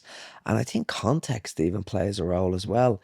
So unfortunately, there's not really a specific answer to that. I do think it comes back down to the awareness of previous conditions of where you were, but awareness of the feeling of that as well. Of right, where's my limits with this as well? Because some people can metabolize alcohol much quicker and be okay. Some people just don't get drunk with alcohol. So we all metabolize it at a different level. But the research is kind of pointing towards even 1 or 2 drinks a week is not good for the brain. Like, and I think I heard it, I don't know whether it was a story or research, that alcohol has permeated every fiber of our culture nearly at this stage. But if it didn't exist and was only invented right now, the FDA would probably allow us a thimble a month of alcohol. Okay. So I don't know how true that is and where I'm pulling that from. But because it has been in our culture for so long, it's more tolerated. And I think that's the dangers of it. Yeah, and there are maybe some false results from research, like yes, if you drink a glass of wine a day is healthy even. So to promoting that, these misconceptions probably. And I think the challenge is, like, you could look at any research study and you take out an academic article, and if you actually read the full academic article in full, they'll point towards trends, they'll point towards ideas. But when you take even a paragraph out of that or the abstract out of that, you're sort of distorting the reality. And certainly if you take one line out of that, you're definitely distorting the reality. But the modern world and people in the world haven't got time to go read an academic article. So they see a meme on Instagram, and that can be problematic then as well. Yeah. It's too of a shortcut. Too much of a shortcut. Yeah. Um, sport definitely the best thing someone can do. I believe in that. Yes. What's your recommendation? What type of sport and how much? I think saying sport is better than exercise, because I think when you say sport, you're playing sport. Yeah. I think play. We've got to play. Like, think about it. We play music. We play sport. We play with our kids. We play with our pets. We've got to play, you Yes. know? And even if we go to gigs, we watch people playing sport at a stadium. We watch people playing music. Like, playing is so important in our lives. So I love the idea you said play sport, because we're doing it with other people. But I wouldn't get too caught up in the actual sport. What I would say is most beneficial for people is, what do you enjoy? Mm-hmm. Because if you enjoy it, you're rewarded by it. And Yeah. behavior that's rewarded is repeated. So the goal is, what can you do that's going to be rewarded and repeated? I know paddle is making a big splash in the world right now. So it's that form of tennis. Right. But Yes. I think the reason why it's easier to play, so you don't need this massive skill set, it's easier than tennis. You play it with 4 people and not two. So there's more people getting involved. So it's more community based. So that can be great. So what I would say to people is, try out a few different things, like get the rub of it, like if, have a feel, play a bit of paddle, play football, play as many sports as you can, and what resonates with you most, hold that dearly. Hold Yeah. that dearly. I think that's important. Running clubs are easy. Like, you don't need skills to run. Anyone can run. And then if you're a little bit older, or you're injured and stuff like that, there's always other things you can do, you know? What do you see the right amount between, let's say, muscle focused training and cardio or sport, playful Yeah. activities? Right. So if you're looking, so for people getting into sports, what I would say is, get any sport that you actually enjoy. But if you're really looking to get the big benefits of exercise, in terms of whether it's going to the gym or whether it's cardiovascular exercise, I do think we need a mix of both. So I would be really interested in this arena. Like, I done my PhD in neuroscience, but if I could go back and do my PhD, I'd probably do it in metabolic health. I've been on a big rabbit hole in terms of metabolic health. And one of the reasons for that, I suppose, is that energy is one of my core values. Like, I like to have energy. The more energy you have, the more energy you can give to other people as well. So I'm pretty ruthless about protecting me energy, and sort of enhancing me energy. And it taps into health and spirituality as well, like spiritual energy, I suppose. But if we look at energy really at a biological basis, you're looking at your mitochondria, and your mitochondria is the battery pack of the cell. It's the ATP is the currency of energy of what that is. And I suppose when it comes to cardiovascular energy, it's your ability to actually get energy into those cells so you can activate in the world. And one of the biggest components of that, like, so there's a thing called VO2 max, Yeah. which is basically measuring the amount of oxygen you can get into your muscles while you are doing exercise. And that is a great measure of um energy output, but it's also one of the best predictors of longevity and health span as well, being healthy as you get older as well. So that's really important for me as well. So I think what we need to do in terms of exercise is get a certain amount of, I often look at it as a pyramid. So the top of the pyramid is the high intensity exercise, where you really get your heart rate pumping, you get into those high zones, get your heart rate up as much as you can. Spin classes are great for that. HIIT classes are great for that. Sprints are great for that. But we do need a level of training that sort of extends the base of the pyramid. So you're just going jogging, walking, golf, whatever that is for you. So you're getting your cardiovascular system activated, but at a level where you can still have a conversation with someone as well. So whatever it is for you as well. So this can be quite scary for some people. They think, where am I going to get all of the time to get my zone 2 training in, my high intensity training in, to get your VO2 max up, which is the biggest predictor of health. And then you have to get your weight training in as well. So what I would say to people is, like, all of that is not, that's optimal. It's if you really want to get into that optimal level. But so what I would say to people is, if you really wanted to get to that level, maybe an hour a week of zone 2, an hour and a half, if you could get that in. half an hour maybe of zone 4 and 5 training where you really get that heart rate up. And then I would say maybe about 2 hours of muscle training, resistance training as well. Because I think that's really, really important in terms of just having the strength as you get older, because there's basically, as we get older, I think from the age of about 35 years of age, our muscles get smaller by up to 10% a decade. So you get muscle atrophy of 10% a decade. And your muscles are really important in terms of energy conversion, diabetes, insulin resistance, and stuff like that as well. But just simply making your bones stronger. So the stronger, the bigger the weights you lift, your bones are basically saying, oh, we need to lift heavier weights. We need our bone structure to get more dense to hold this weight as well. So you're making your muscles stronger, you're making your bones stronger. So getting some kind of resistance training into your life is really important. But it can be a bit scary for people because it's where do you get the hours in the day? So it does depend on your priorities. Yes. But that's where I would be at that kind of training at the moment. That's the ideal That's the situation. ideal. That's optimal. Yeah. Some people, they tend to do the extreme, or the whole life is just around that. Yeah. And forget just the joy of it. And Yeah. and maybe this limits them in their environment. Yeah, definitely. And I could have been prone to that for a while. I don't think I ever got into the extreme element of it. And I think luckily I had enough awareness to catch myself wanting to go there. Yeah. And it's like, what are you getting out of that? And it's probably an inflated sense of ego. Like, what are you actually looking for within that? Because I think if you peel it all back, like life is about living, like life is about being joyful. So you've got to pull it all back to that. What is going to serve you to live a happy, joyful, and connected life with other human beings? Exactly. Yeah. Yes, and it's not that's a big topic of longevity. You can live a couple of years longer, but if it's not a joyful, happy life, Yeah. and healthy life, Healthy life. and Yeah. physical perspective. Yeah. That's the other point. When we could be in a good routine of doing sports, and exercise activities and muscle training and everything in a good, but then we may have an injury. We get out of it.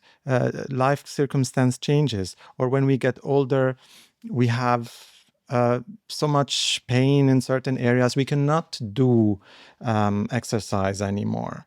So what can these people do? Yeah, it is a struggle, isn't it?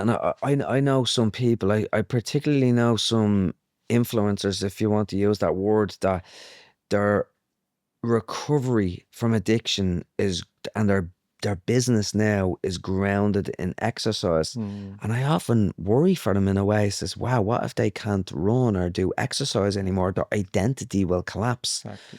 So I think the first thing you can do is to make sure your identity and your sense of self isn't wrapped up in that, how you look, how strong you are, how fast you are. Because if you lose that, you're in trouble. You will lose your sense of self. So I think we're back to acceptance there. Like I've often thought about that myself, because exercise is such an integral part of my life. But I have got injuries over time, and I think if you just try to control what you can control and accept that, fully accept that, radically accept that, you can balance any of those changes. But then there might be a hole in your life somewhere, so maybe just try to replace it with something else in a healthier way as well.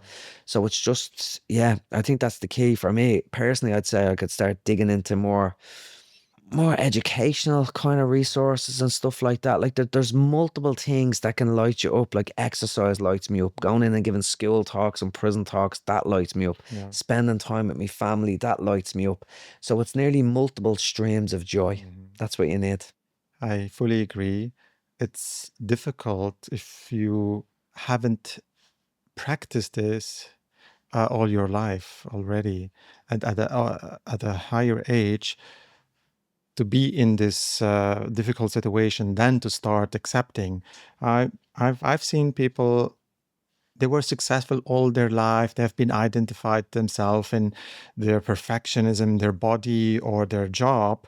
And finally, they get to a situation where they feel like useless because of a stroke, because they cannot move right anymore. They cannot be the protector of the family anymore, the serving person, and they rely on others. So they lose their self-worth by doing so, and then to accept it in that stage is quite a difficult step for them.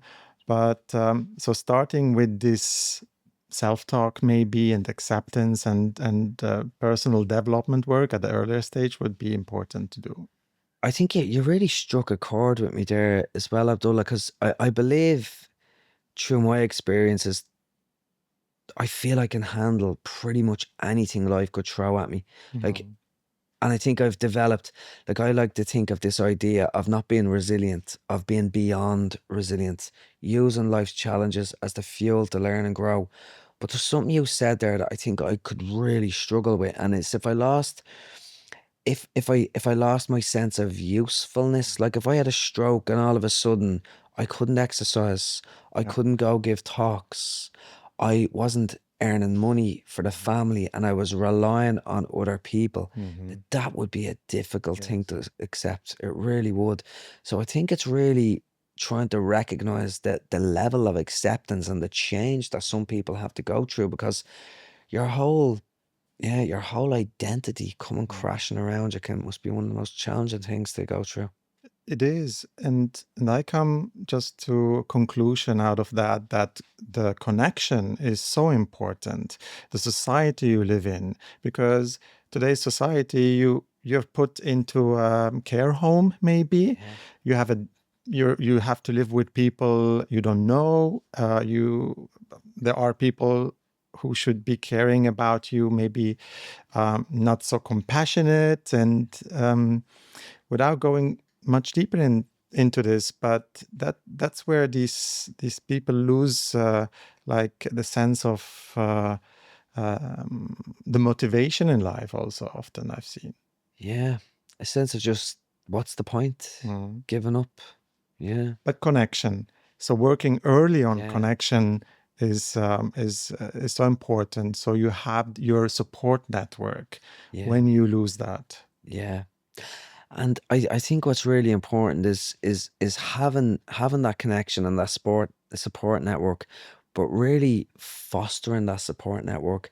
Because I think fundamentally, what you what you give away in life is what you get back, like karma, or whatever we want to call it. And I often find the more you give, the more you get back, you know. And it's not as if you're given to get, but if you are kind, if you're compassionate, if you are loving, and you are there for other people, and that's that, it's putting the work into your support networks. And I think that's where it's really at the end of the day. There is something you mentioned earlier, which was language and self-talk, and possibly also affirmations. Yeah. I I grew up, or I was born in Lebanon, where we were speaking Arabic. Then we moved I was at the age of 7 to Switzerland. So I was in a new world, started speaking German, Swiss German, even a dialect. And later on, about 6 years ago, 7 years ago, I moved to Spain, another language. Every time I've experienced identity changes. So the language I speak has had an effect on how I feel, the self-esteem, my how I can connect with people. So how important is language, and part of language is also the language, not just what we talk to to someone else, but also how we talk to ourselves, the self-talk. It's fascinating. This was a huge passion of mine when I first found recovery and I was studying it. And there's a name for this. They call it linguistic relativity, I think it's called, where it's the words you speak determine how you think. So like you could be a different person just by speaking a different language. And the great example of this is like the Inuits, the Eskimos. I think they have 20 different words for snow. Now, I think that's been disproved, but it's the example they use. So their relationship with snow and the North Pole is very different than as we would, because their language is very different. So that's actually quite fascinating. But it is crazy. There was another thing I heard one time that in Spain, is it Spain? They don't have the word. They don't have a word for house. It's casa. Is it casa? Casa, casita. Yeah, but I think that means home more than house, is it? Yeah, possibly. So it's like a home and a house are two very different things. A home is where you're connected and with family, where the word house seems a bit more grey and dry. It's a shelter of where, it's an object of where you stay. So I think the words we speak become the house we live in. I think I truly do believe that. And a fundamental belief of mine is that we are the stories we tell ourselves and believe. So back to that internal self-talk, what are the stories that you are telling yourself? And that is really, really important, because the research that I done around relational frame theory and the power of language absolutely blew me away. And it's back to conditioning and trauma. It really taps into classical conditioning and operant conditioning and our conditioning in the world. And there was some beautiful studies on this idea called fear conditioning. So if I said a word to you, a nonsense word, let's call it vek, right? So that means nothing. I hope it means nothing in Lebanese or Dutch. Vek, brilliant, vek. So if I said to you vek, and every time I said that to you, I gave you a little bit of an electric shock. Vek, shock, vek, shock. If we done that enough times, like things happen in life enough times, and later on the day I said to you vek, you would have a galvanic conditioned response, a fear response just to the word vek because of classical conditioning.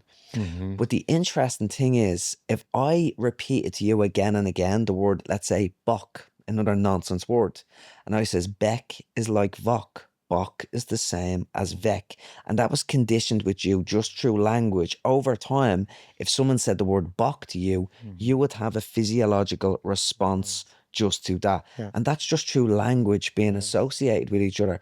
So when we say language has power, it has physiological power. Like even the word cancer, like that brings up a visceral response in people. And my own surgery I had as an infant, I developed a phobic fear of my heartbeat, my breath, and my pulse. I was 35. It was 35 years up until 35 years of age. I couldn't go to sleep without putting the telly on, because if I heard my own heartbeat, I would feel anxious and panicked.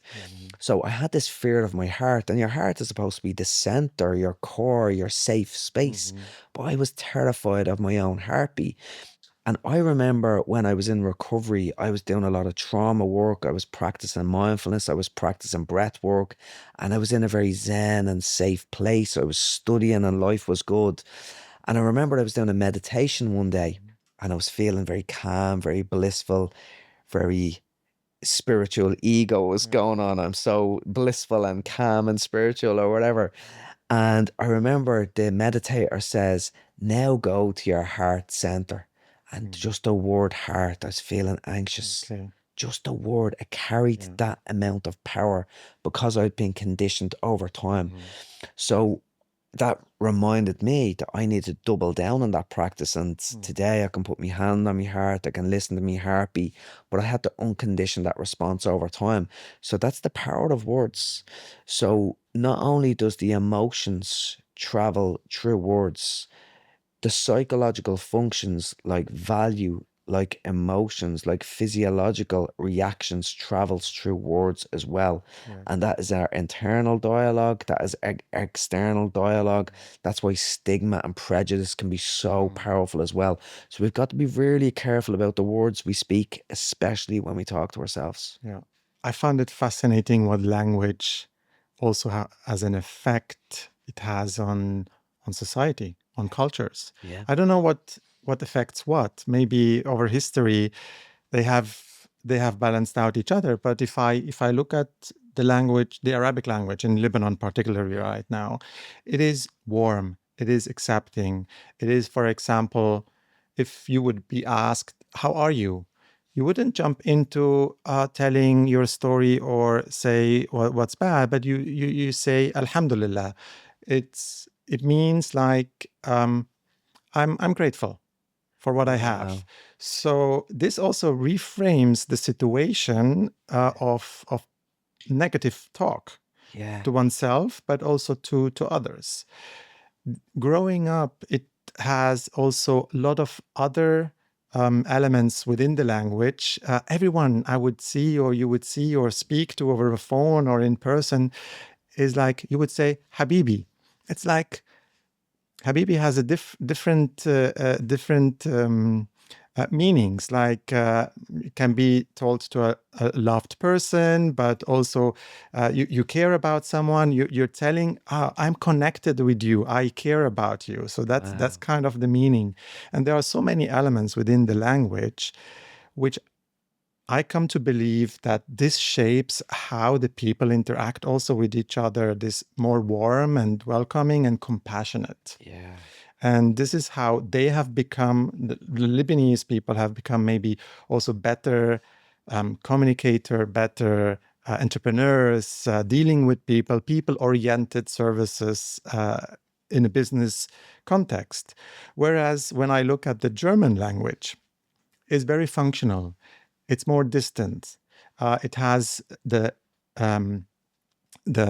two different ways of speaking to someone. It's not just the you, it's the C and the you. It's more the formal and the informal way of talking. So this keeps also distance, structure. And, when I look then in Switzerland, Austria, Germany, particularly, how this has shaped society and cultures and business, it's more also people think more structured, detail oriented. I don't know. This is just something I've come to believe in how language can shape. Yeah, it's so true. I'm gonna remember that. So I'm grateful for what I have. What is the word? Alhamdulillah. Alhamdulillah. I love that. That's beautiful. I'm going to use that. I won't say it in Lebanese because they won't know it, but I'll say I'm grateful for what I have. That is beautiful. And what a reframe. So that language makes you become more grateful for what you actually have. You're reaffirming that to yourself. And it does change cultures. Do you know the way Asian people would be more known to be better at maths? One of the reasons is to do with the language, because the language of numbers in English versus in Chinese, I think, or Japanese, they have one less digit that makes maths easier. And it's simply the language defines that. So the language describes the numbers differently, and that has shaped the culture. So the language has a huge difference. And I think when you think of collectivist versus individualistic societies in the West versus the East, the languages play a huge role. Yes. And on the self-talk, there is one self-talk, but there are, for example, also possible affirmations or listening to affirmations. Has this, on a subconscious level, effect on our body, on our brain, and how we think? Yeah, it certainly does. So I have a morning routine. It's a practice I do. It's non-negotiable every morning, and it's very simple. It's BAG, bag. And obviously I was in addiction for a long, long time. So I said I used to take a very different type of bag when I was in addiction. Today the bag is breath work, affirmation, gratitude. It's 1 minute of breath work. I literally 4 seconds in, 6 seconds out. I do that 6 times, 6 breaths. Affirmation. I'm strong. Or I have lots of different affirmations, to be quite honest. One of them I love is that I'm Brian, I'm strong, I can cope with anything. And again, that's an individualistic affirmation. But sometimes it could be I'm connected, I'm loved, I'm in a supporting environment. So whatever that affirmation is, and it seems a little bit woo-woo, it seems a little bit, oh, it's just an affirmation. But when you look at the science of relational frame theory, which really goes into behavioral psychology, really principled and powerful, robust psychology, the words we speak become the house we live in. So the affirmations really land. But I think when you're describing the affirmations, and even mantra is Sanskrit for free the mind. So you are freeing the mind of the shackles that it puts on itself.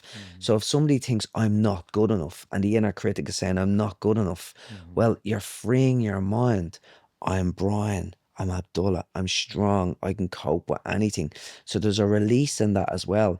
But the last part for me, the BAG, the G is gratitude. And it's just really visualizing loved ones in my life that I love and really going deep into a memory that was joyful and embodying that and feeling that and smelling that moment. And basically that releases neurotransmitters within your brain from the raphe nucleus, releasing serotonin up to areas of your brain like the cortex. And it's like a biological injection of positivity. And that's how I start my mornings. So how can you not be happier, like, if you start your mornings by releasing positive neurotransmitters into your brain? 3 minutes, that's all it takes for me. It's one of the most powerful practices in my life. Is the morning the best time, or is the evening also something where it can be digested through the night? Whatever works for the individual. Again, like, what I would say to people, my advice to people, because life is hard. Life is hard. Like, it really is. So many people struggling out there. So what I would say is take baby steps, take small little steps, because then you can bring it into your life and do what works for you. If it works in the morning, if gratitude sounds good for you for 1 minute and it works in the morning, hold dearly to that. If you do it in the nighttime and it fits better into your schedule in the nighttime, do it then. So I don't think the research isn't out when it's best to do it. And I would say it would depend on the people because there's so much variability in that. But whenever it feels best for you, that would be my advice for people on that. But what comes also to my mind is also, it doesn't matter really then if we experience something real or if it's a fake, like media, if we watch in the evening or during the day media or a horror movie, or so it's so important what we let into ourselves, close to ourselves, what we read, what we watch, particularly through the eyes, maybe. Yeah, definitely. It's a real struggle. Like junk, just like junk food will make you physically sick. Junk values, as I like to say, will make you mentally sick. Like, in junk values for me are things that are not worthy of being valued. Like, for young kids, it's Instagram or TikTok, spending hours on that. I think for some people, like, we do need to know what's going on in the world. But I know many people that they watch the 6 o'clock news, the 9 o'clock news, they read the newspapers, they're taking in all of this information that's very overwhelming. And yeah, you need to know what's going on in the world to a certain extent. But if you are letting all of that seep into your being, that is going to be really, really problematic. Yes. So you've got to, and that comes for people as well. If you have lots of people and lots of stressors in your life, or you're in an environment but it's really challenging, that's coming into your life as well. So we need to be very careful about what we're letting into our worlds, because that will have a big impact on how we are. As an adult, you can make this conscious decision. What I worry about are children and teenagers, also with fully developed brains yet, and what social media and this overload of information happens to them. What's your take on that? Oh, the genie is out of the bottle with phones, with smartphones. So they're not going to go away. And I think with kids, it's really problematic, especially with that underdeveloped brain, as we spoke about. And I think it's got to be policy driven, because I done work. I done a documentary actually last year on addiction in Ireland, and I went back to my old school where I done secondary school, and we were chatting with the young kids, and we got them to take away their phones for a couple of days as part of a study. And I remember one of the kids said, "I wish TikTok was never invented." And that really rang true for me, because kids today, they don't necessarily want the phone. They just don't want to be the only ones without the phone. Like, it's fear of missing out, fear of what's actually going on. And where kids are spending 4, 5, 6 hours screen time a day, that's having a huge impact on their brains. Their reward systems are being hijacked, their attention systems, their focus systems. They can't focus, they can't pay attention properly anymore. It's having a huge impact. But even more scary than that, what are they not doing in those 4, 5, and 6 hours that we did when we were younger?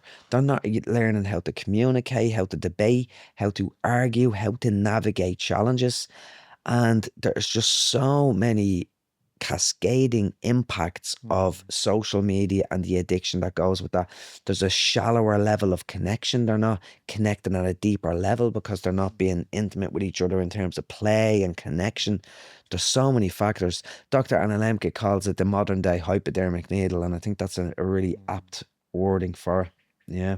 The interpretation of the information. If we don't have the life experience, we cannot make the proper interpretation of it, and also we cannot properly make interpretation of expressions. And even if something is written, it can have multiple interpretation by the reader. Yeah. So I definitely see all the difficulties in communication between each other, and not learning how we can regulate our emotions. They are just thrown at us. Thrown at us. So I was doing a talk in a school there last week, and the principal talked to me after the talk about social media. It was a talk around social media for young kids, and she told me that practically every single kid in the school seen the video of Charlie Kirk getting shot in the neck. Yes. Because it was just going around the whole school. And I remember my social media feed, I don't really look at social media. It's more looking at it for content that I'm sharing. But that came up on my social media feed, and I don't look at anything like that. So that's what social media is doing. So that's a trauma response there, because these kids are trying to take in information of a very visceral and violent scene, and they should not be seeing that. So it's the dangers of the smartphones and inattention and brains getting hijacked. But you're seeing these traumatic scenes that they should not be watching, you know? Yes. Scary. As with everything, you mentioned the genie is out of the bottle. So it has to go over a certain threshold, Yeah. and then it needs to be regulated Yeah. at some point, at some level. I mean, schools without phones, and Yeah. we know in Australia, for example, today they hired the age of social media. But there is also now AI in the room.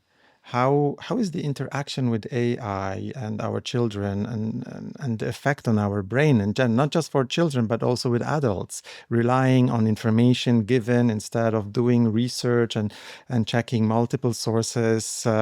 What's your what would you say from a neurological perspective?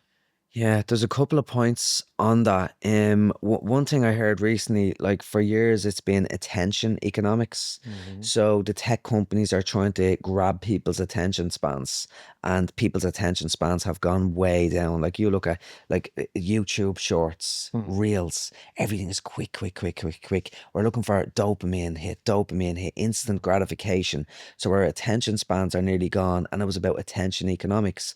What I'm hearing about AI today is intimacy economics. So people are having relationships with AI. Like my partner, we joke about it sometimes, but if I'm busy and I'm not doing something, she'll say, I'm going to talk to ChatGPT. He validates my emotions better than you. And it's done in a joking way. It's a bit of a laugh. But there is some people out there, like back to social isolation. If you're feeling lonely, you could start talking to ChatGPT and AI, and it gets to know you, and you feel you have a relationship with that person. And that's only the starting point. Where is it actually going? So that's a danger in itself. But I think another big challenge with AI is the fact that we're not pushing ourselves anymore to learn. We're taking shortcuts all the time. Like even in academia now, people are trying to skip writing articles, and if to think well, you need to write well. And I really do believe that, because for me to really get to know a topic and a concept well, it's only when I go to teach it and tell it to somebody else that I really know it, or I go to write an article. But I was a blogger for a while writing articles. And it was only when I go to teach something or I go to write about something that I really get to the depths of that learning. But now people aren't writing anymore because ChatGPT can write blogs, it can write stories, it can create PowerPoint slides. Yeah. So there's a lack of mental friction going into the learning, and what I would suggest is a lack of deep learning is going in there as well. And there was a concept I heard recently that I think is quite troubling, that we're going through a comfort crisis. It's a phenomenal book I read by Michael Easter. Like, people are going on escalators instead of going up the stairs. People are going on scooters instead of walking. People are getting food delivered to their homes. There's technology that are creating all of these comforts in the world. Like, I got a new car recently and I have a heated steering wheel and it's nice, but I don't really need a heated steering wheel. It's all of these comforts coming into our lives. But I think ChatGPT really taps into that as well. Yeah. There's no mental friction. We're taking shortcuts. And I think as a species, we will stop evolving, we'll stop learning, while at the same time, AI is getting smarter. So we're getting dumber. AI is getting smarter. And that's quite scary. We lose the critical thinking. Yes. And by losing critical thinking, we lose our ability to be creative. Yeah. And creativity is what we need in future with AI being smart in terms of providing information, everything is needed. Yeah. So I think that's what we need to be aware of. And I think it's very much like the phone, because smartphones are so damn useful that's why it's so challenging. Like, they're very useful in many different ways. So the problems are being accepted to a certain extent. And it's the same with ChatGPT. Yes. The long-term consequences, or the consequences, are long-term, and it's very useful in the short term. So again, we're going for the quick fix, the instant gratification, and it's not gonna end well, I don't think. It's a beginning, and we will see where this will lead. So we'll have another conversation about that maybe in a year or two. Yeah. When we get to your own life, what do you do on a regular basis to stay in balance, except going in the morning for a run? Yeah, well, it's for me, I come back down to three powerful basics, and it's breathe, move, connect. So the breath work is my anchor. Like, I have changed my relationship with anxiety on the back of breath work, because the heart rate, as I mentioned, is the core biological component of the stress response. And through the breath work, through certain breathing techniques, I can influence my heart rate, and as a result, influence anxiety. So I think the breath is the space for me to navigate anxiety, quieten my mind. It's the spiritual perspective, I suppose. It's the energetic perspective of that. I think the exercise is, as we discussed, it's movement, it's increasing the amount of serotonin, it's making you smarter, which many people don't realize with exercise. Exercise is the core component for me as well. And then that the connection piece with other people. So they be three overarching themes that are constant in my life. But I think the most important thing for keeping me in balance, especially today, I think it was something I heard from a guy called Greg McKeown many years ago. He's from the UK. He wrote a brilliant book called Essentialism. And I think I was on the start of my business journey, and sort of the journey of creating the brand, I suppose, if that's the correct word. And he said to me, you've got to be careful with the paradox of success, because all of a sudden you're enthusiastic, you get excited about things, and you'll get opportunities, and you'll want to say yes to everything because you're excited by them. And I did do that. I didn't listen to him. I didn't take his advice. And I said yes to a lot of things. And as a result, phenomenal opportunities have come into my life. Like, I'm a huge fan. Gabor Mate was someone I just wanted to meet in my life. I had the opportunity to work with him on my own documentary last year, which was amazing. My business has really exploded. I was in Las Vegas working last year. I'm going to New York. I'm going around the world sharing my work at a corporate level in prisons and schools. So loads of amazing opportunities in my life, but it created an imbalance in my life. Yeah. So last year, the word no has become my best friend, because I've got to say no to opportunities, even if they sound exciting and I'm enthusiastic about them. Because what I realized was, if I was saying yes to that opportunity, I was saying no to my nephews or my stepdaughter or my partner, or a walk in the park with my mum and dad. So really for me today is to say no to certain things. So I'm saying yes to the things that fill my soul and help me to stay in balance. Yes. Comes back to your values and where you set your priorities and boundaries. Yeah, 100%. It always comes back to that. Yeah. When you can now speak to everyone in the world and they are listening to our podcast today, what is your recommendation for them to do in their life? I think the most important word in that sentence you just mentioned there, and the biggest struggle that many people face, is the word do. There's so much knowledge in the world today, so much knowledge, and knowledge can be power, but it's not really power, not anymore, because if that was the case, Google is all powerful, and maybe it is, but knowledge is not where the game is played. The game is played in action. It's doing the breath work, not knowing the breath work. It's going for the run, not knowing how to go for the run. It's practicing gratitude, not knowing that gratitude is good for you. It's connecting with your loved ones rather than spending 60, 70 hours at work. So what I would say to people is, what you know versus what you do, you've got to take a really good look at that. But the doing is the hard part. And we are living, as we said, in this comfort crisis. There are so many lures, there's so many temptations. The world is pulling us off course. So I'd say fundamentally ask yourself, what do you value? What's important to you? And take action that is going to get you there. Yes. Don't have the knowledge, take the action. That's what will set you apart from having an incredible life. I love that. I love that. It has to start though with the information and the knowledge. And the knowledge. But then putting it. Yeah, don't not stop forget. there. Yeah. Don't forget to put this in action. Yeah, definitely. So, Brian, I enjoyed our conversation a lot. Thank you for taking the Likewise, time. Abdullah. I know time is pressure, especially in your life at the moment.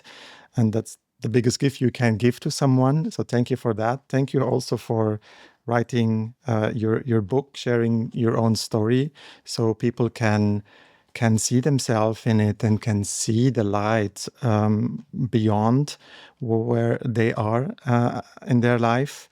And also thank you for all the work you're doing and bringing knowledge and content out there.